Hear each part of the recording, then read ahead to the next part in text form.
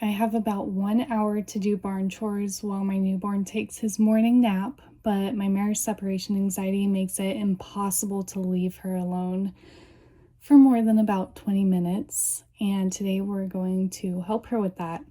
Separation anxiety is one of the trickiest things to deal with as a horse owner, especially if you're limited on time or resources. I've had my mare for 6 years, and for as long as I've known her, she has struggled with being alone. I'll be honest, for years I just avoided the situation entirely, but I've realized that simply avoiding triggers doesn't actually help her, it just masks the problem. If I want a truly resilient, confident horse, I have to help her navigate that stress and not just hide her from it.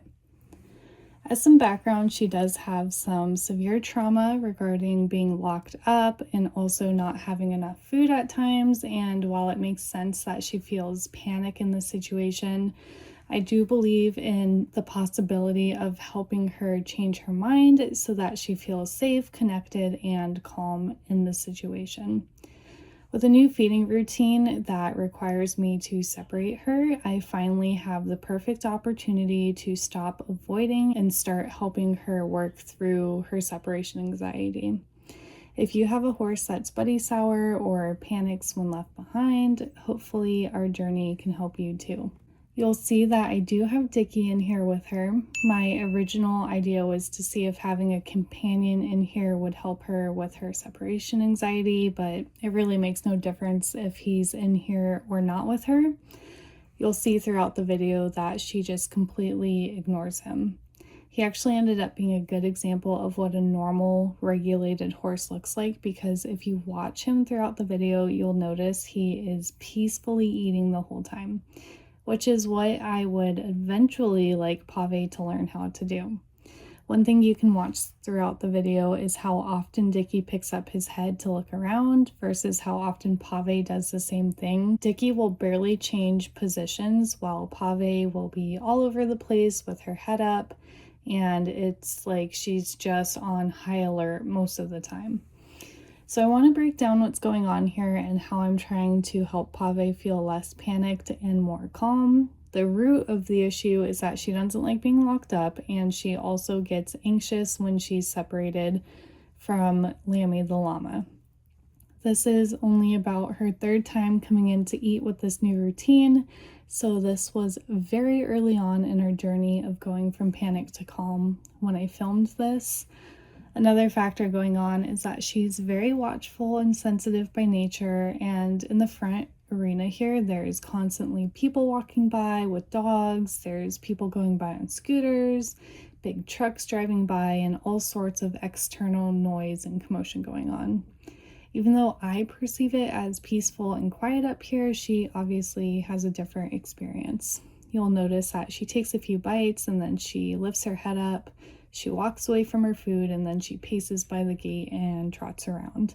And this is sort of the pattern that she repeats over and over and over and over. My goal here is to teach her that when she stands quietly by her food or munches on her hay, that all is well and nothing bad happens. But when she chooses to walk away from her food, I will gently redirect her back, or I'll ask for more movement until she chooses to go back to her hay. Something that's really important that isn't necessarily visible to you watching is that I stay calm no matter how she chooses to act, and no matter what, I'm going to stay calm, cool, collected, and I'm not going to match her energy because her energy can get a bit frantic, and I want to help her develop a more peaceful energy as her default. As I mentioned earlier, this is a habit that has formed over many years, and it's not going to go away overnight, but you will see huge improvement even in the short few minutes that I recorded here. My big goal is to get her to a point where I can leave her in here with her food for about an hour while I go do other chores or take care of my newborn. When I filmed this video, she had about a 20-minute window of tolerance, and since filming, she's gotten closer to that like 45 minute mark before she starts getting worked up about being locked in here with her food. So one thing you'll see me repeat is that when she decides to walk away from her food, I will gently redirect her back towards her feeding station. You'll see that when I walk away, she takes that as an opportunity to follow me because she thinks that I'm going to open up the gate for her.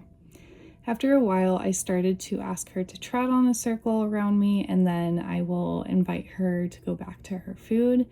And then when she does go back to her food, that's when I will take the pressure off.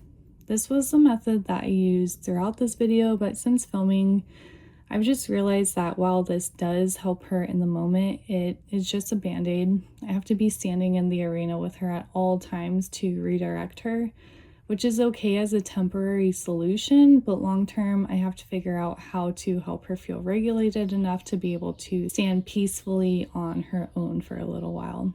And that's a shift from just managing behavior to actually healing her nervous system. Also, that thing that you see on her neck is a red light therapy device, but I took it off after a few minutes. I was curious to see if it would help her relax, but she was just way too distracted. And we will revisit using red light therapy to help her in a later video, but for now, I was only on her for a couple of minutes before I decided that it just wasn't the right time or place. Right around this time, I started to notice a pattern with Pave. She would trot on the circle and then return to her food for a moment, or it looked like she was going to return to her food, but then she started going into that corner and throwing her head up and spinning. And to me, it just looked like she was using that corner to avoid being asked to stay on the circle.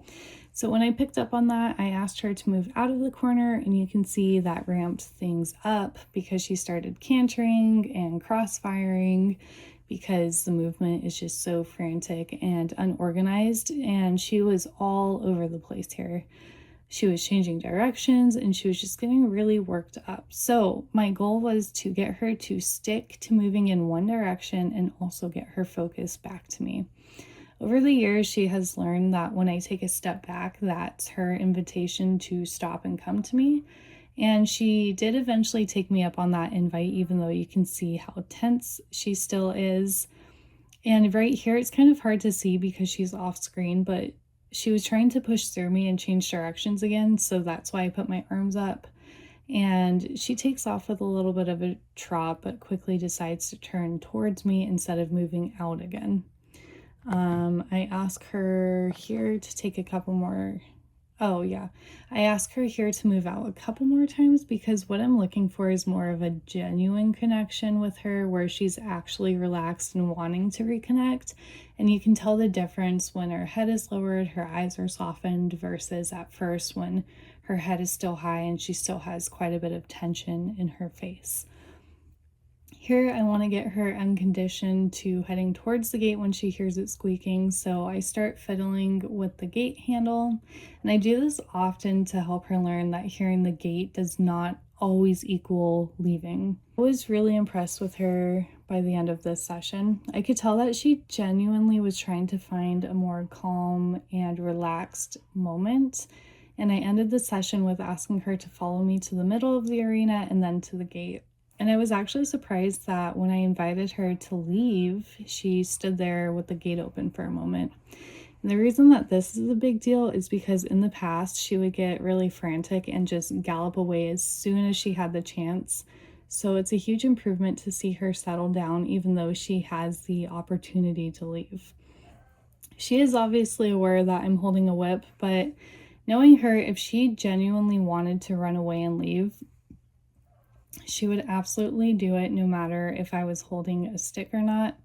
She did pick up a little bit of a trot when she left, which tells me that there is still a little bit of pent-up emotion, but she quickly went back down to a walk and then calmly went to the water station. So I think that was a really good note to end on.